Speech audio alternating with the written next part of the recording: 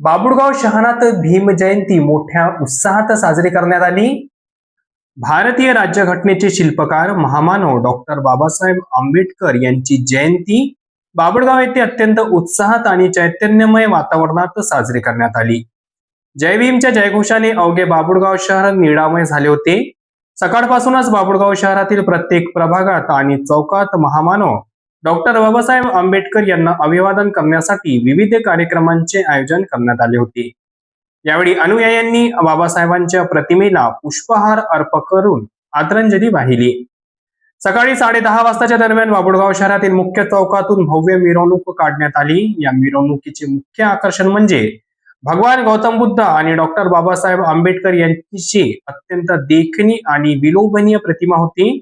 तसेच छत्रपती शिवाजी महाराज आणि क्रांतीसूर्य महात्मा ज्योतिबा फुले यांच्या प्रतिमांनीही सर्वांचे लक्ष वेधले।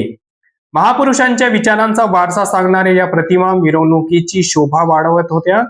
या उत्सवाचे खास वैशिष्ट्य म्हणजे मिरवणुकीत सहभागी झालेल्या आबालवृद्ध, महिला आणि तरुण मोठ्या संख्येने उपस्थित होते।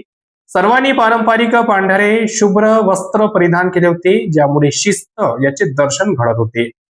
ही भव्य मिरवणूक बाबुळगाव शहरातील मुख्य मार्गावरून काढण्यात आली। यामध्ये छत्रपती शिवाजी महाराज चौक, इंदिरा चौक, गांधी चौक या मुख्य मार्गावरून फिरताना मिरवणुकीत सहभागी युवकांचा उत्साह ओसंडून वाहत होता। ठिकठिकाणी मिरवणुकीचे स्वागत करण्यात आले। अत्यंत शांततेत आणि शिस्तबद्ध पद्धतीने पार पडलेल्या या सोहळ्याने बाबुळगावमध्ये एकतेचा संदेश दिला। मिरवणुकीदरम्यान कोणताही अनुचित प्रकार घडू नये यासाठी पोलीस प्रशासनाने चोख बंदोबस्त ठेवला होता। तसेच स्थानिक कार्यकर्त्यांनी स्वयंसेवक म्हणून चोख भूमिका बजावली, ज्यामुळे मुख्य मार्गावरील वाहतुकीला कोणताही अडथळा आला नाही। समता, बंधुता आणि न्याय या विचारांचा जयघोष करत ही मिरवणूक उशिरापर्यंत शांततेत पार पडली।